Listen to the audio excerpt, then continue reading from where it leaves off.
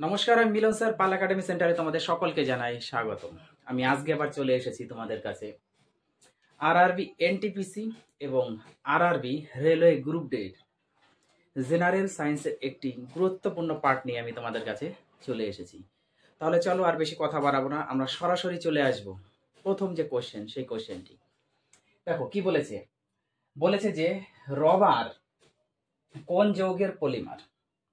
এখানে আমি যতগুলি কোশ্চেন লিখে রেখেছি প্রত্যেকটি কোশ্চেন তোমাদের কোনো না কোনো ইয়ারে এসেছে, অর্থাৎ বিগত বছরের কোশ্চেন সেট থেকে বেছে বেছে এখানে আমি প্রত্যেকটি কোশ্চেন আমি লিখে রেখেছি। ওকে, তাহলে প্রথম যে কোশ্চেন সেটা হচ্ছে রবার কোন যৌগের পলিমার। আমাদের অপশনে আছে ইউরিন, ইথিলিন, সোডিয়াম, হিলিয়াম। এই চারটে অপশনের মধ্যে কোনটা হবে? তাহলে রবার কোন যৌগের পলিমার? রবার হলো ইথিলিন যে যৌগটি আছে, এই ইথিলিনের পলিমার হচ্ছে আমাদের রাবার। বোঝা গেল? হচ্ছে রবার কোন যৌগের পলিমার? রবার হলো ইথিলিনের একটি পলিমার। তারপরে কোশ্চেন দেখো কি বলেছে যে বায়ুমণ্ডলের কোন গ্যাস অতি বেগুনি রশ্মি শুষে নেয়। বায়ুমণ্ডলের কোন গ্যাস অতি বেগুনি বা আলট্রা ভায়োলেট রশ্মি শুষে নেয়? অপশনে আমাদের N2 nitrogen gas, ozone gas O3, Na মানে সোডিয়াম, আর H2 মানে হচ্ছে হাইড্রোজেন। তোমরা সকলেই জানো এটা। বায়ুমণ্ডলের কোন গ্যাস অতি বেগুনি রশ্মি শুষে নেয়? বায়ুমণ্ডলের এই যে ওজোন গ্যাস O3 বা ওজোন গ্যাস, এই গ্যাসটা হচ্ছে অতি বেগুনি রশ্মি বা আলট্রা ভায়োলেটকে শুষে নেয়। ওকে, তারপরে কোশ্চেন গ্লুকোজের সংকেত।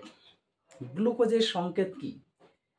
C6H12O, তারপরে বলছে C6H2O6, তারপরে CH2O, C6H12O6। এর মধ্যে কোনটা হবে?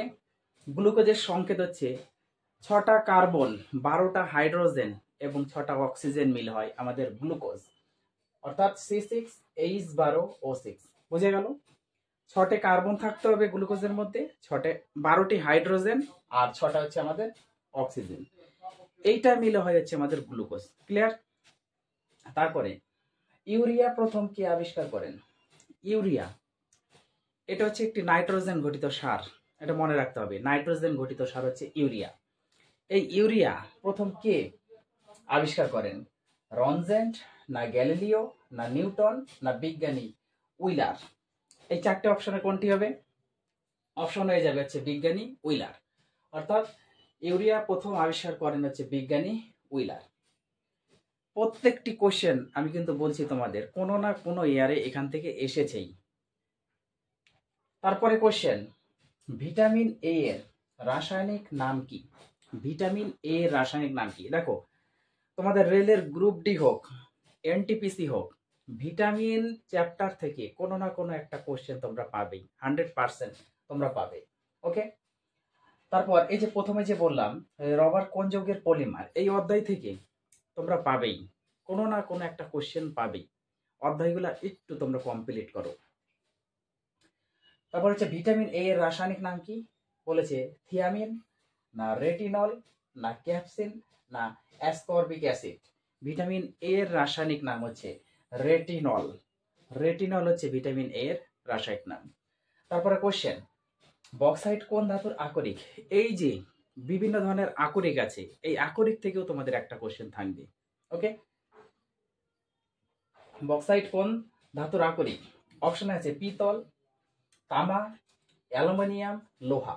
তোমরা সকলেই জানো যে বক্সাইট হচ্ছে অ্যালুমিনিয়াম যে ধাতু আছে, সেই অ্যালুমিনিয়ামের আকরিক হচ্ছে বক্সাইট।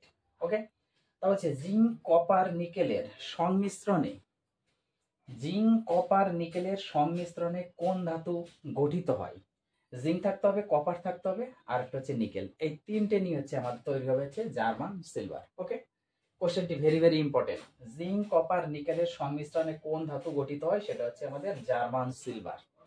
তারপরে কোশ্চেন একটি হালকা ধাতুর নাম কি? একটি হালকা ধাতুর নাম কি? বলেছে অপশনে লিথিয়াম, সোডিয়াম, হিলিয়াম, না ইউরেনিয়াম।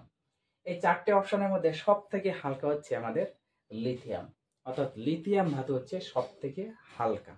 ক্লিয়ার? তারপরে কেঁচোর গমন অঙ্গের নাম হলো কেঁচোর গমন অঙ্গের নাম। এই যে গমন অঙ্গ নিয়ে তোমাদের একটা থাকবে, তারপর হচ্ছে রেচন অঙ্গ নিয়ে একটা থাকবে। ওকে, এই ক্লাসগুলি তোমরা একটু মনোযোগ সহকারে দেখবা এবং প্রত্যেকটি অধ্যায় একটু বেসিক তোমরা পড়বা। দেখো, কেঁচোর গমন অঙ্গের নাম, কেঁচোর গমন অঙ্গের নাম হচ্ছে সিটা, না ক্ষণপথ, না ফ্লাজেলা, না এন্টামিবা। তোমরা সকলেই জানো যে কেঁচোর গমন অঙ্গের নাম হচ্ছে সিটা। সিটা হচ্ছে কেঁচোর গমন অঙ্গের নাম। তারপরে অ্যামিবার গমন অঙ্গের নাম কি? অ্যামিবার গমন অঙ্গের নাম কি? অ্যামিবার গমন অঙ্গের নাম অপশন দেখো, এন্টামিবা, না ফ্লাজিলা, না সিটা, না ক্ষণপথ। অ্যামিবার হচ্ছে ক্ষণপথ। ওকে, এই দুটো কোশ্চেন যেন মিক্স না হয়, খুবই ইম্পর্টেন্ট। দেখা গেল তোমাদের এই দুটোর মধ্যে থেকেই ঘুরিয়ে দিল, পড়ে গেল অনেক ধরনের, কিন্তু দেখা গেল এই দুটোর মধ্যেই ঘুরিয়ে দিল, কোনো গ্যারান্টি নেই। তাহলে কেঁচোর গমন অঙ্গের নাম হচ্ছে সিটা এবং অ্যামিবার গমন অঙ্গের নাম হচ্ছে ক্ষণপথ। ওকে, তারপরে দেখো, ক্ষমতার এসআই একক কি? ক্ষমতার এসআই ইউনিট আমরা সকলেই জানি যে ক্ষমতার এসআই একক হচ্ছে ওয়াট। অপশনে দেওয়া আছে ওহম, বেকারেল, নিউটন, ওয়াট। অর্থাৎ ওয়াট হচ্ছে আমাদের ক্ষমতার যে এসআই একক বা ক্ষমতার ব্যবহারিক একক অনেক সময় তোমাদের দিয়ে দেয়, মানে ক্ষমতার এসআই এককও দিতে পারে বা ক্ষমতার ব্যবহারিক একক অনেক সময় দিতে পারে। ওকে, এই যে ফিজিক্যাল সায়েন্সের কোশ্চেনটি তোমাদের কার্য, ক্ষমতা, শক্তি, এই অধ্যায় দেখে একটা না একটা কোশ্চেন তোমরা পাবেই, 100% বলে দিলাম, তোমরা একটা না একটা কোশ্চেন পাবেই। ক্ষমতার এসআই একক হচ্ছে তাহলে আমাদের ওয়াট। তারপরে তেজস্ক্রিয়তা পরিমাপের, এই যে তেজস্ক্রিয় একটা অধ্যায়, এই তেজস্ক্রিয় অধ্যায় থেকেও তোমরা পাবেই। তেজস্ক্রিয়তা পরিমাপের এসআই একক কি? তেজস্ক্রিয়তা পরিমাপের এসআই একক আমরা সকলেই জেনেছি বেকারেল। বেকারেল হচ্ছে তেজস্ক্রিয়তা পরিমাপের একক। অপশন আছে বেকারেল, কুরি, ওহম, নিউটন। অর্থাৎ এই চারটের মধ্যে হবে হচ্ছে বেকারেল। ক্লিয়ার? তারপরে দেখো, সূর্যের তাপ পরিমাপের জন্য ব্যবহৃত হয়, সূর্যের তাপ পরিমাপের জন্য ব্যবহৃত হয় কি? অপশনে দেখো, সেন্টিগ্রেড স্কেল, না ফারেনহাইট স্কেল, না ওডোমিটার, না পাইরোমিটার। এই চারটি অপশনের মধ্যে একটু বলে ফেলো কি হবে? সেন্টিগ্রেড স্কেল, না ফারেনহাইট স্কেল, না ওডোমিটার, না পাইরোমিটার। পাইরোমিটার হচ্ছে সূর্যের তাপ পরিমাপের জন্য ব্যবহার করা হয়। ওকে, তাহলে সূর্যের তাপ পরিমাপের জন্য ব্যবহার করা হয় হচ্ছে আমাদের এই পাইরোমিটারকে। তারপরে কোশ্চেন, ওজনের পারমাণবিকতা কত? ওজনের পারমাণবিকতা হচ্ছে 3। ওজনের পারমাণবিকতা হচ্ছে 3, O3, অর্থাৎ ওজনের পারমাণবিকতা হচ্ছে 3।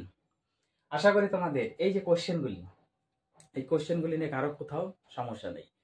তোমাদের আমি স্টার্টিং থেকেই বলছি যে প্রত্যেকটি চ্যাপ্টার তোমাদের খুব ভালোভাবে পড়তে হবে।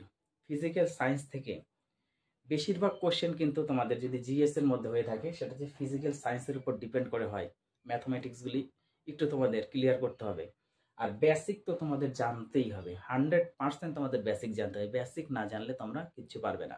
ওকে, তাহলে এই ক্লাসগুলো তোমরা একটু মনোযোগ দিয়ে পড়ো। আমি আবার আসবো তোমাদের এই এনটিপিসি, তারপর আরআরবি, গ্রুপ ডি, এছাড়া তোমাদের বিভিন্ন ধরনের কম্পিটিটিভ এক্সামের জন্য এই কোশ্চেনগুলো কিন্তু বহুতই ইম্পর্টেন্ট। যারা খাটছো দিন রাত 24 ঘন্টা প্রতিনিয়ত কন্টিনিউ খেটে চলছো, তাদের উদ্দেশ্যেও কিন্তু এই ক্লাসগুলি তারা কখনোই মিস করবে না। কারণ কম্পিটিটিভ এক্সাম এমন এক ধরনের এক্সাম, যে এক্সামে কখনো সিলেবাস হয় না, সিলেবাস নেই, সিলেবাস এটা হয় না ধরতে গেলে। অর্থাৎ সিলেবাস, আমাদের যে বইগুলি আছে সেগুলো সব পড়তে হবে, সিলেবাস নিয়ে পড়লে কখনো হবে না। তোমাদের সব জানতে হবে। কম্পিটিটিভ মানে হচ্ছে সব জানতে হবে, টোটাল এ থেকে শুরু করে জেড পর্যন্ত টোটাল যদি ক্লিয়ার করতে পারো, তাহলে কোথাও তোমরা আটকাবে না। যে কোনো ধরনের কম্পিটিটিভ এক্সামে তোমরা বসো না কেন, কেউ কোথাও আটকাবে না। কিন্তু বিষয়গুলি বুঝতে হবে, বিষয়গুলি জানতে হবে, শিখতে হবে, তবেই। ওকে, তাহলে আজকের মতো আমি এখানেই শেষ করছি। আবার দেখা হচ্ছে তোমাদের সাথে পরবর্তী